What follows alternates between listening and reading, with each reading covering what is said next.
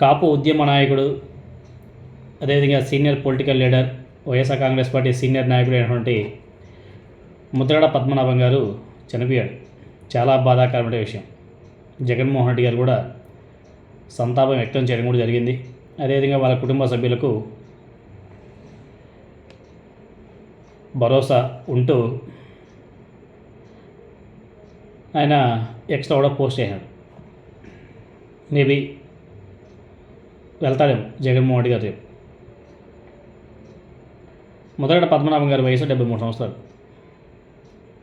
ఆయనకి ఏదో శ్వాసకోశ సంబంధించినటువంటి ఇష్యూస్తో బాధపడడం, ఆయన హైదరాబాద్లోని ఒక ఫేమస్ హాస్పిటల్లోనే ట్రీట్మెంట్ తీసుకోవడం, అక్కడే తుది శ్వాస కూడా విడిచాడు. 1953లో తూర్పుగోదావరి జిల్లా కిర్లంపూడిలో ఆయన జన్మించాడు. 1978లో తొలిసారి జనతా పార్టీ నుంచి ఎమ్మెల్యేగా గెలిచాడు. 1989 వరకు వరుసగా 4 సార్లు ఎమ్మెల్యే అయ్యాడు. ఎన్టీఆర్, చెన్నారెడ్డి ప్రభుత్వాల్లో మంత్రిగా కూడా పనిచేశాడు. 2024 ఎన్నికలకు ముందు వైఎస్ఆర్ కాంగ్రెస్ పార్టీలో చేరడం, తర్వాత వైఎస్ఆర్ కాంగ్రెస్ పార్టీ ఓడిపోవడం, ఆయన ఏదైతే మాట ఇచ్చాడో మాట ప్రకారం ముద్రగడ పద్మనాభం గారి పేరు ముద్రగడ పద్మనాభ రెడ్డి అని చెప్పేసి ఆయన మార్చుకోవడం, అంటే ఆయన రాజకీయాలు ఎంత నిక్కచ్చిగా చేస్తాడు, మాట మీద ఎంత నిలబడతాడు అన్నదానికి నిదర్శనం అవన్నీ కూడా చెప్పుకోవచ్చు. ఒక సీనియర్ రాజకీయ నాయకుడు లేని లోటు ప్రతి ఒక్క పార్టీకి ఉంటుంది. ముద్రగడ పద్మనాభం గారు లేని లోటు కాపు ప్రజలకి, కాపు సమాజానికి నిజంగా ఇది ఒక పెద్ద లోటు అనేసి చెప్పుకోవాలి. ఎందుకంటే ఆయన కాపులకు రిజర్వేషన్ కోసం ముందుండి నడిపించాడు, కేసులు పెట్టించుకున్నాడు, పోలీసుల దగ్గర దెబ్బలు తిన్నాడు, ఆయనతో పాటు ఆయన కుటుంబ సభ్యులు కూడా దెబ్బలు తిన్నారు.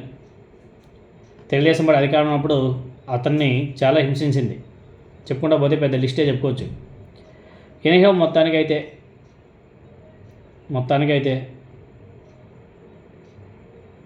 ఆయన అనుకున్నటువంటి కోరిక ఏదైతే ఉందో, మళ్ళీ రెండవసారి జగన్మోహన్ రెడ్డి గారిని ముఖ్యమంత్రిగా చేసుకోవాలి అన్న ఆశ ఏదైతే ఉందో అది చూడగానే మరణించడం నిజంగానే చాలా బాధాకరమైన విషయం. దానికి సంబంధించి జగన్మోహన్ రెడ్డి గారు ముద్రగడ పద్మనాభం గారి మరణం తీవ్రంగా కలిచివేసింది. ఇందువేసి జగన్మోహన్ రెడ్డి గారు వాళ్ళ ఫ్యామిలీ మెంబర్స్తో ఫోన్లో కూడా పరామర్శించడం కూడా జరిగింది. ఆయన మరణం చాలా తీవ్రంగా కలిచివేసిందని, ఈ విషాద సమయంలో ధైర్యంగా ఉండాలని చెప్పేసి సూచించడం, ప్రజల కోసం ఆయన చేసినటువంటి సేవలు చిరస్థమనీయమని చెప్పేసి జగన్మోహన్ రెడ్డి గారు చెప్పడం జరిగింది. సో ఇంకా ఆయన అంత్యక్రియలు, మిగతా కార్యక్రమాలు ఎక్కడ ఉంటాయి, ఏంది కథ అనేది తెలియాల్సి ఉంది. మేబీ జగన్మోహన్ రెడ్డి గారు కూడా వెళ్ళి పరామర్శించే అవకాశం కూడా ఉండొచ్చేమో. ఇంకా అటువంటి ప్రకటన కోసం చాలామంది వేచి చూస్తున్నారు. మరి చూద్దాం. ఇంకా ఆయన రాజకీయ ప్రస్థానం గురించి, ముద్రగడ పద్మనాభం గారి రాజకీయ ప్రస్థానం గురించి, వాళ్ళ ఫ్యామిలీ మెంబర్స్ గురించి నాకన్నా మీకు అందరూ కూడా బాగా తెలుసు.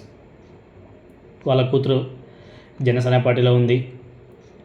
ఆమె ఎప్పుడు వాళ్ళ ఫాదర్ మీద విరుచుకుపడుతూ ఉంటుంది. కొడుకు వైసీపీలో ఉంటాడు. ఆయన ఒక నియోజకవర్గానికి కూడా ఇన్ఛార్జిగా కూడా ఉన్నాడు.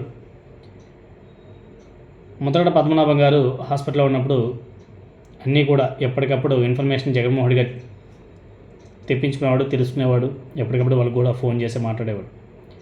ఏమైనా అవసరం ఉంటే ఫోన్ చేసి చెప్పండి, అవసరం అనుకుంటే ఎయిర్ అంబులెన్స్ కూడా రెడీ చేయడానికి సిద్ధంగా ఉన్నాం, వాటికి ఏమి డోకా లేదు, జాగ్రత్తగా చూసుకోండి అని చెప్పేసి వాళ్ళకి భరోసా ఇవ్వడం కూడా జరిగింది. దానికి సంబంధించి వాళ్ళ కొడుకు ఫ్యూ డేస్ బ్యాకే ఒక ప్రెస్ మీట్లో కూడా చెప్పడం జరిగింది.